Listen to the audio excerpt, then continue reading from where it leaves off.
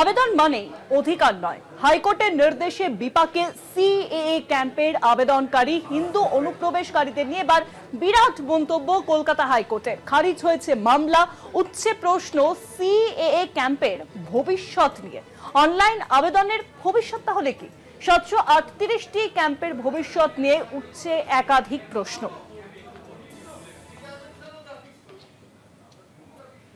আমি বলবো trust central government, CAA তে অ্যাপ্লাই করুন। Rest central government will take appropriate decision in appropriate time. ঠিক আছে, আমার কালকে দিল্লি যাওয়া আছে, সেখানেও যদি সুযোগ হয় আমি এই বিষয়ে কথা বলবো। চিন্তিত হবেন না। বাংলাদেশি শরণার্থী হিন্দুরা 31/12/2024 মধ্যে যারা এসেছেন ভারতে, পশ্চিমবঙ্গে আছেন, তাদের সাগ্রহ স্পর্শ করতে মমতার পুলিশ পারবে না। আরো জানাবেন, এখন নিউজরুম থেকে সরাসরি রয়েছেন আমাদের বিশেষ প্রতিনিধি অঞ্জন রায়। অঞ্জন দা, দেখো, গোটা রাজ্য জুড়েই কার্যত সিএর ক্যাম্প শুরু করেছিল বিজেপি, এবং বিজেপির এই ক্যাম্পের পেছনে ছিল আরএসএসের একটা বড় ভূমিকা। বিভিন্ন এনজিও সংগঠন যাদেরকে আরএসএসের নিয়ন্ত্রণ করে, তারা এই ক্যাম্পগুলোকে অর্গানাইজ করছিল, এবং মূলত সীমান্তবর্তী এলাকাগুলোতে আমরা সে খবরও দেখিয়েছিলাম। কিন্তু প্রায় 738টা ক্যাম্প এই মুহূর্তে রাজ্যে চলছে, যার পুরোটা পরিচালিত হচ্ছে আরএসএস এবং বিজেপির দ্বারা। ফলে এই ক্যাম্পটাকে তারা বাড়িয়ে নিয়ে যাওয়ার লক্ষ্য ছিল প্রায় 1100-র ওপর।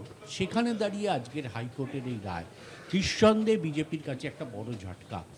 এবং শুভেন্দু অধিকারী এ নিয়ে যে বলেছেন সাংবাদিকদের, যে তারা রাজ্যের বিষয়টা ভাবছেন না, তারা কেন্দ্রের ওপর ভরসা করছেন, কেন্দ্রীয় সরকারের সঙ্গে কথা বলবেন। তিনি জরুরি ভিত্তিতে আগামীকাল দিল্লি যাচ্ছেন, বিষয়টা নিয়ে তিনি কেন্দ্রীয় সরকারের সঙ্গে কথা বলবেন এবং কেন্দ্রীয় সরকারের ওপর ভরসা রাখতে বলছেন। এটা খুব পরিষ্কার, যদি এই জিনিসটা ঝটকা খায়, সেটা কিন্তু রাজ্য বিজেপির কাছে একটা বুমেরাং হয়ে ফিরে আসবে। দোরগোড়ায় 26-এর বিধানসভা ভোট, সেখানে দাঁড়িয়ে যদি সত্যি সিএর এই ক্যাম্প বাতিল হয়ে যায়, নাগরিকত্বর ইস্যুতে, নাগরিকত্ব হওয়ার প্রশ্নে যে আবেদন, সেই আবেদনগুলো যদি বাতিল হয়ে যায়, নিঃসন্দেহে বিজেপির কাছে একটা বড় ধাক্কা, এবং তার প্রতিক্রিয়া পড়বে কিন্তু কার্যত ভোটের বাক্সে। ফলে বিজেপি প্রচণ্ডভাবে আতঙ্কিত আজকের এই হাইকোর্টের রায়কে নিয়ে। ফলে তারা দ্রুত কেন্দ্রীয় হস্তক্ষেপ চাইছেন। তাই জন্যই শুভেন্দু অধিকারী আগামীকাল মঙ্গলবার যাচ্ছেন দিল্লিতে কেন্দ্রীয় সরকারের সঙ্গে কথা বলতে, এবং মানুষ যাতে ভরসা না হারায় সেই জন্য তিনি বারবার বলেছেন যে কেন্দ্রের ওপর ভরসা রাখুন।